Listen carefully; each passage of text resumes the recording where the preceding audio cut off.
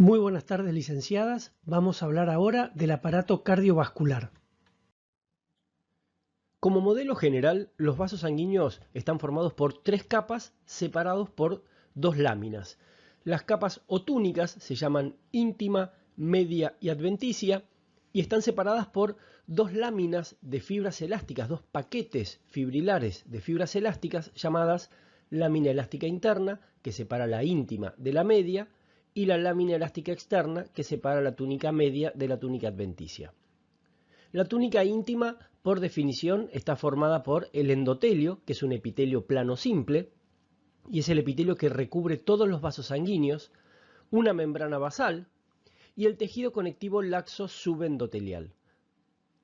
Después, a continuación, separando la íntima de la media, dijimos que teníamos a la lámina elástica interna. La lámina elástica interna está formada por paquetes de fibras elásticas compactadas y que son fácilmente visualizables al microscopio óptico cuando uno los observa.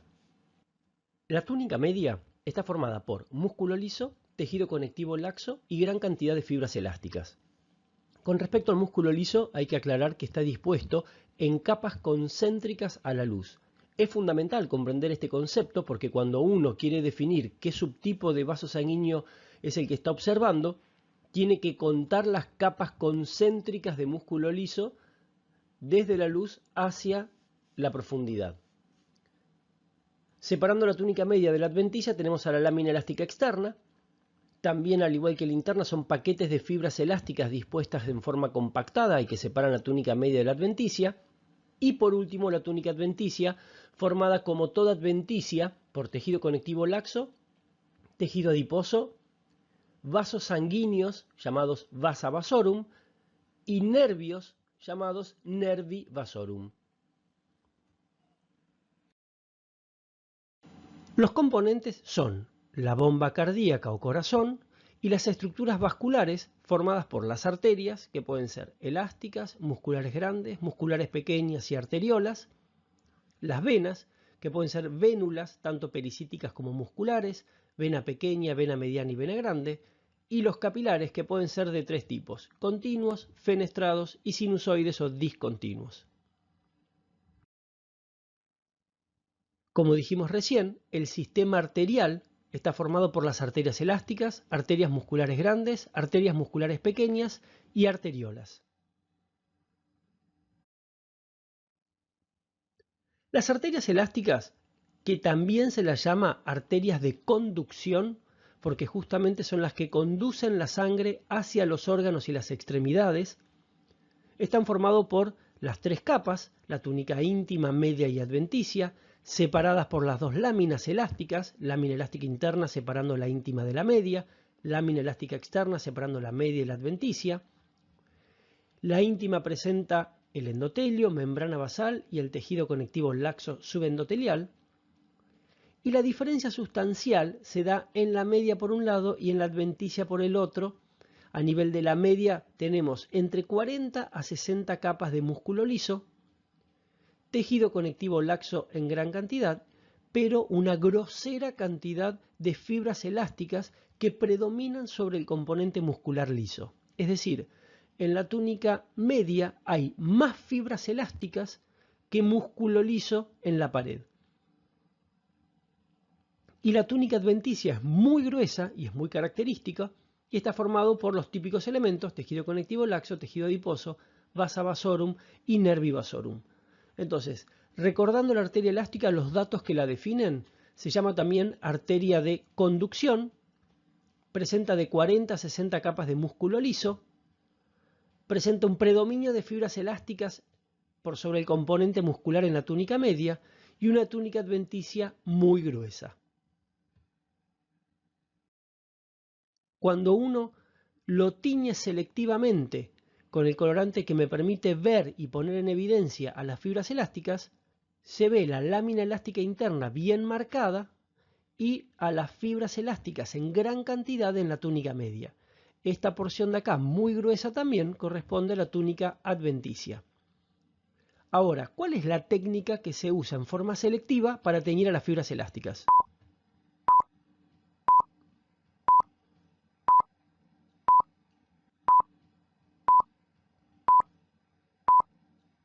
Si dijeron la técnica de Orseína, como es este caso, que da color amarronado, o podrían haber dicho también la técnica de resorcina-fucsina, estuvieron en lo correcto. Le continúa la arteria muscular grande. La arteria muscular grande, que también se la llama arteria de distribución, porque justamente distribuye la sangre en el interior de los órganos o en las extremidades, presenta las tres túnicas, las dos láminas elásticas. Las túnicas están completas, es decir, la íntima presenta endotelio, membrana basal y el tejido conectivo laxo subendotelial. La túnica media presenta capas de músculo liso concéntricas a la luz, tejido conectivo laxo y fibras elásticas. Y la adventicia tiene el tejido conectivo laxo, adiposo, vasa vasorum y nervi vasorum. Ahora, en la túnica media vamos a encontrar las dos cosas que definen a la arteria muscular grande. Número 1, presenta de 40 a 8 capas de músculo liso y que predominan por sobre las fibras elásticas.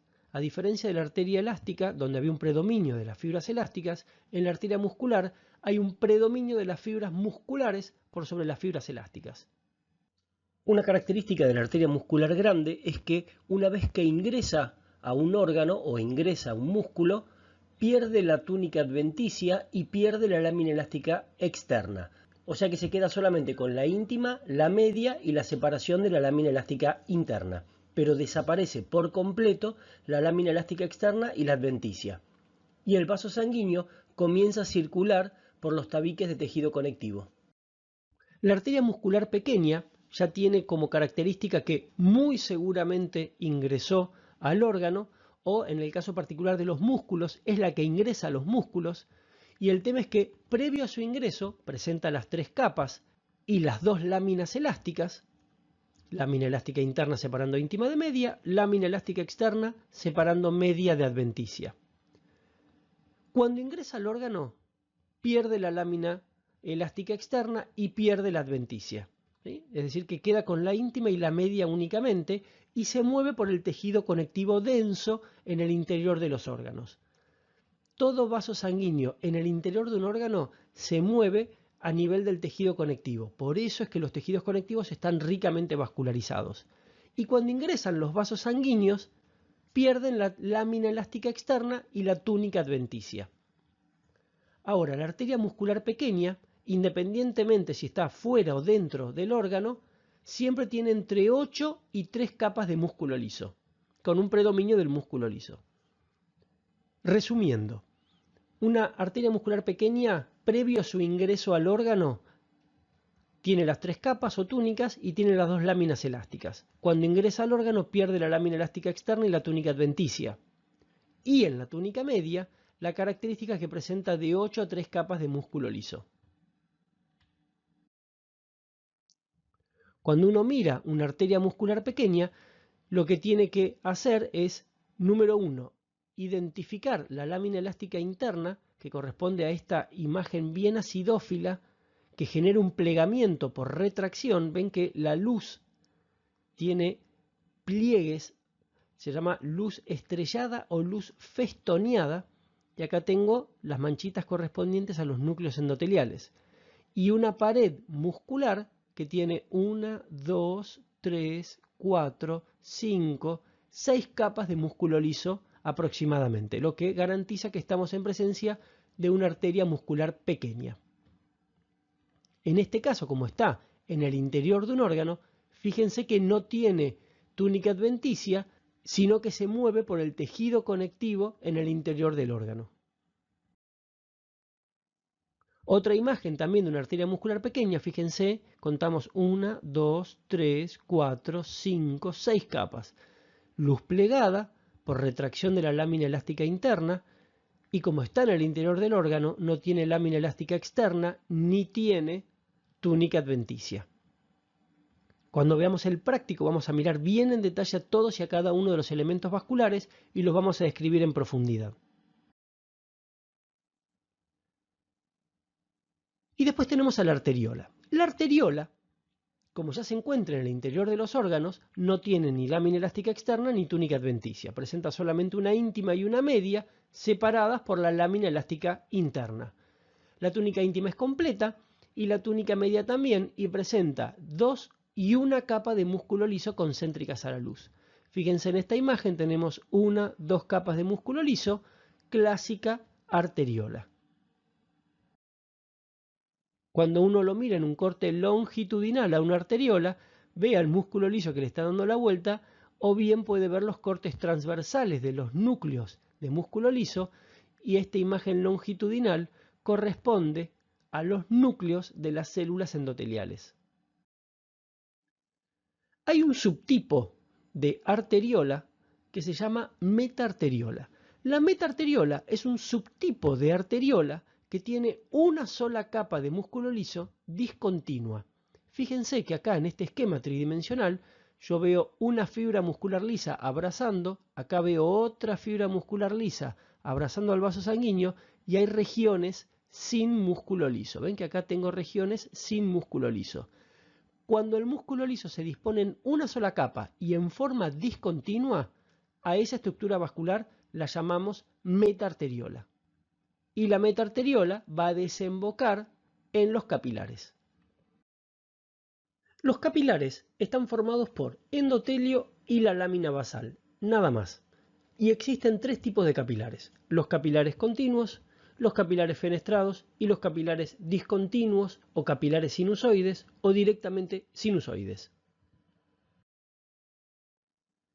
Los capilares continuos se llaman continuos porque presentan un endotelio continuo, es decir, un endotelio sin ningún orificio, y una lámina basal continua o completa rodeándolo. El calibre de un capilar continuo es de 6 a 8 micrones. 6 donde hay un núcleo, 8 donde no hay un núcleo. ¿Cuál es la importancia? Que es el calibre de un glóbulo rojo, lo que significa que los glóbulos rojos solo pueden pasar de a uno por vez a nivel de los capilares continuos, y de hecho adquieren una disposición que se llama disposición en pila de monedas. Los capilares fenestrados presentan a nivel del endotelio unos poros o fenestras, unos orificios muy pequeños, tienen un calibre de 70 a 80 nanómetros de diámetro, y una lámina basal continua, o sea, presenta un endotelio con poros o fenestras y una lámina basal continua cubriéndolo. Estos poros o fenestras permiten el pasaje de agua, de iones, y de hecho permiten el pasaje de todo aquello que tenga un tamaño molecular menor o igual a la albúmina, que es una proteína de la sangre. Recordemos cuando vimos el plasma, que la gran proteína del plasma es la albúmina. Bueno, todo aquello que tenga un tamaño menor o igual a la albúmina, que de por sí es una proteína muy pequeña, una proteína globular muy pequeña, todo aquello que sea menor o igual puede pasar por estos poros o fenestras. Y la lámina basal continua funciona como una suerte de diafragma que sella este orificio y hace que las moléculas no pasen tan fácilmente. Y por último, los capilares sinusoides. Los capilares sinusoides presentan un calibre que va entre los 20 y los 50 micrones de diámetro. Presentan un endotelio que es absolutamente discontinuo, con orificios muy grandes que permiten el pasaje de células, y una membrana basal y una lámina basal también muy irregular y discontinua, dejando orificios de gran tamaño que justamente permite el pasaje de células completas.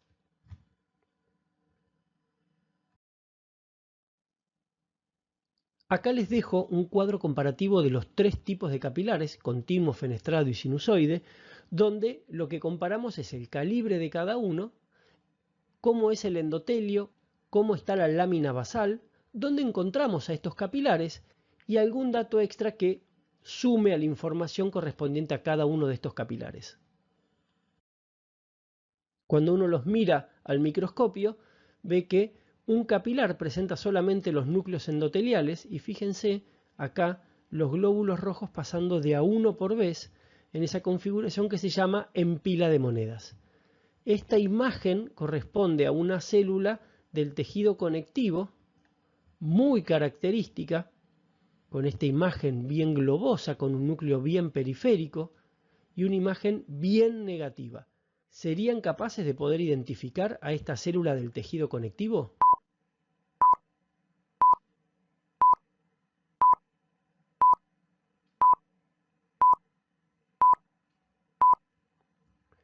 Si dijeron que este es un adipocito, están en lo cierto. Esta célula, con la clásica imagen en anillo de sello, núcleo periférico y una gran vacuola o gota lipídica en su interior, hacen el diagnóstico de célula adiposa. Y recordemos que la técnica de tinción es la técnica de Sudán.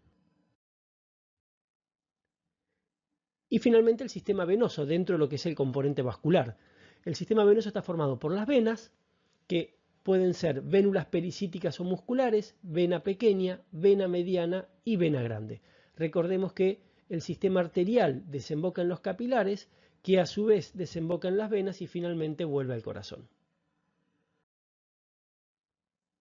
La primer vénula que vamos a ver es la vénula pericítica, que se continúa con la vénula muscular.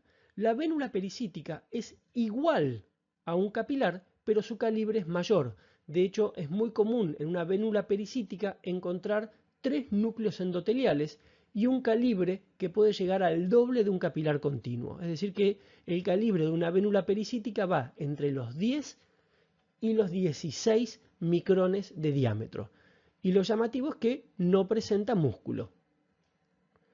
La vénula pericítica se continúa con la vénula muscular, que presenta una capa de músculo liso y un endotelio con lámina basal. Es lo único que presenta.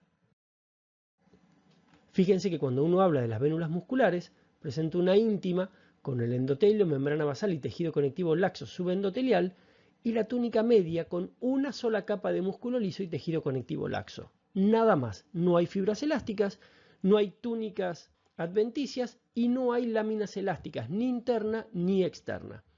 Esta es una vénula muscular y fíjense que al lado encontramos a una arteriola, porque vemos un vaso sanguíneo arterial de una capa de músculo liso. Las vénulas musculares se continúan con la vena pequeña, que también presenta 2 túnicas únicamente, túnica íntima y túnica media. No tenemos túnica adventicia y tampoco tenemos a las láminas elásticas. La túnica íntima presenta el endotelio, membrana basal y el tejido conectivo laxo subendotelial, y la media con 2 a 3 capas de músculo liso y un tejido conectivo laxo. Ven, acá tenemos en la túnica media 3 capas de músculo liso que me muestra a esta vena pequeña. Estos vasos sanguíneos, esta arteria, que es una arteria muscular pequeña porque tiene 1, 2, 3 capas de músculo liso, y esta vena pequeña se encuentran en tejido adiposo. Las venas medianas ya de por sí adquieren la tercera capa, es decir, que presentan túnica íntima, túnica media y túnica adventicia. La túnica íntima presenta todos los componentes, la túnica media presenta de 3 a 10 capas concéntricas de músculo liso, con tejido conectivo laxo, y la túnica adventicia presenta todos los elementos de la adventicia. ¿Qué es lo llamativo que tiene las venas medianas, sobre todo de miembros inferiores? Que presentan a las válvulas venosas. Las válvulas venosas son unos repliegues de la túnica íntima que invaden la luz y que cierran cuando la sangre quiere volver hacia atrás para evitar que la sangre justamente quede estancada o circule en forma retrógrada. Retrógrada significa que circule hacia atrás. Son como una especie de cisternas que lo que impiden es que la sangre vuelva para atrás, haciendo que el flujo sanguíneo venoso sea unidireccional, solamente en un sentido. Recordá, en las venas medianas encontramos las válvulas venosas, que son repliegues de la íntima y que impiden el reflujo de la sangre, impiden que la sangre vuelva hacia atrás. Cuando uno las mira al microscopio, muy difíciles de encontrar, vemos las válvulas venosas en una estructura vascular venosa llena de glóbulos rojos, como un repliegue de la túnica íntima. Y finalmente las venas grandes. Las venas grandes son solamente la vena cava superior y la vena cava inferior. En este caso, estas venas presentan las 3 capas, túnica íntima, media y adventicia completas, no presentan ninguna lámina elástica. La túnica media presenta de 6 a 12 capas de músculo liso y llamativamente la adventicia es muy gruesa, ocupando más del 50% de la pared.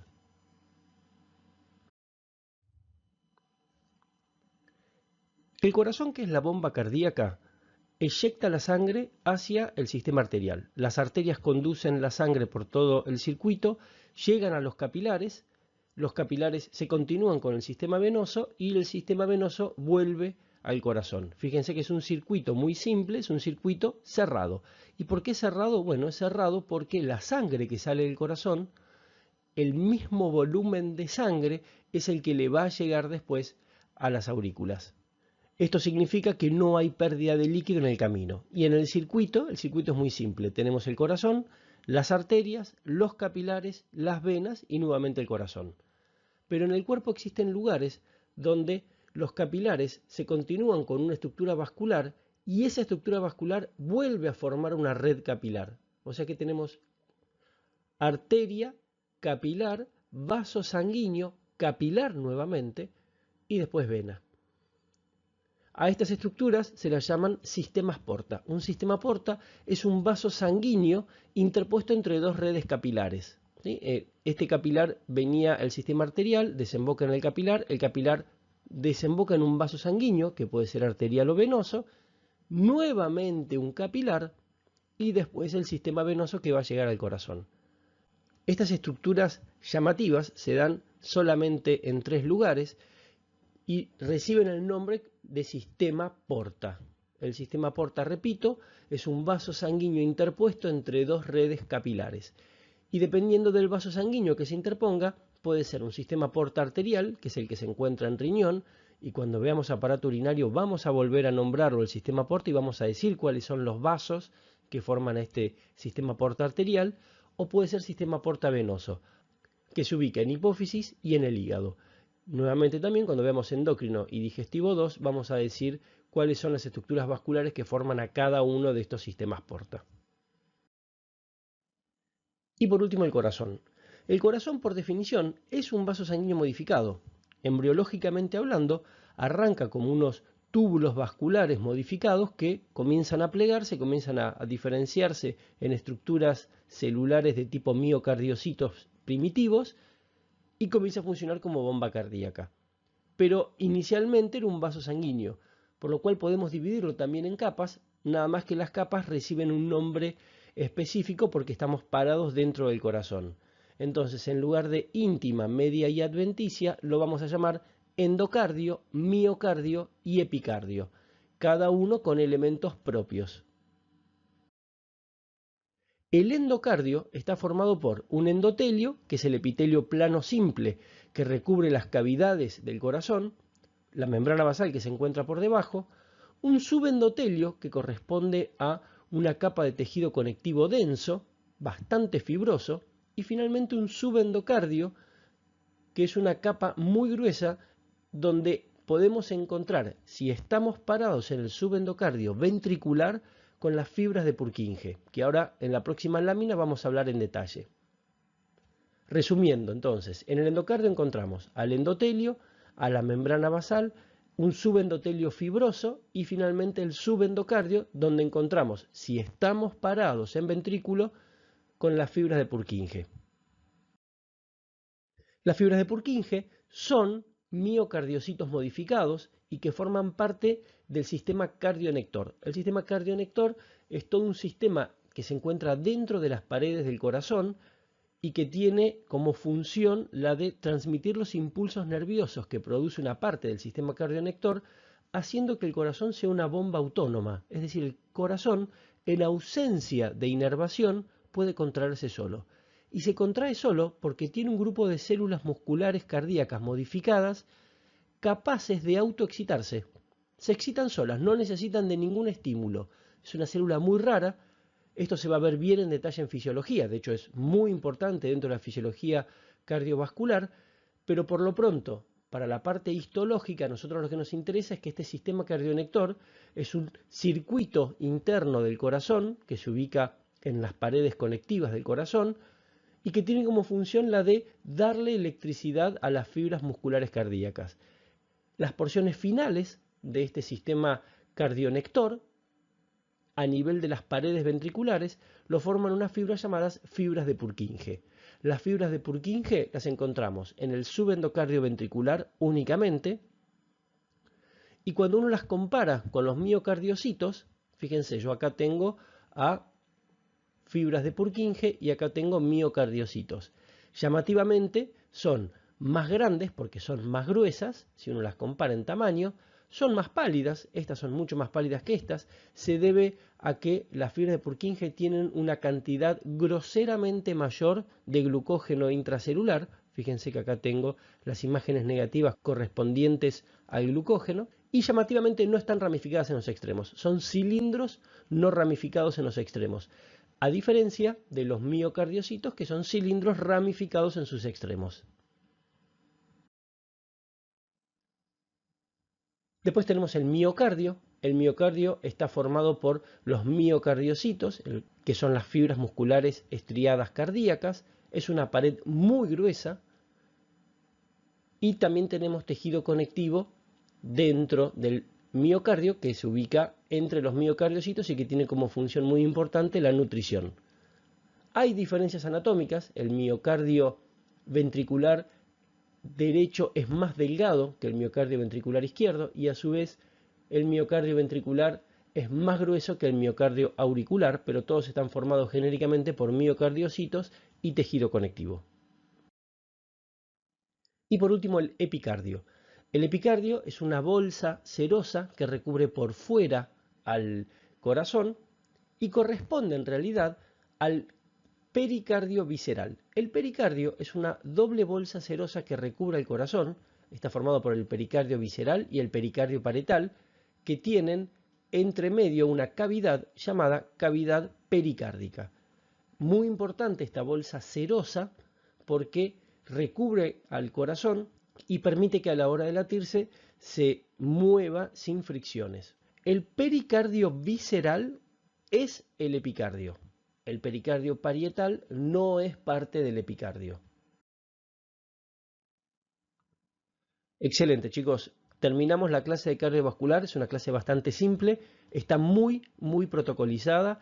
Cada una de las estructuras vasculares son muy claras en su estructura. Y cuando veamos la parte práctica, vamos a poder identificar claramente a partir de estos parámetros que marcamos hoy los distintos subtipos vasculares. Saben, como siempre, que cualquier duda que tengan me pueden escribir sin ningún problema, que les vamos a responder rapidísimo. Hasta luego, gente.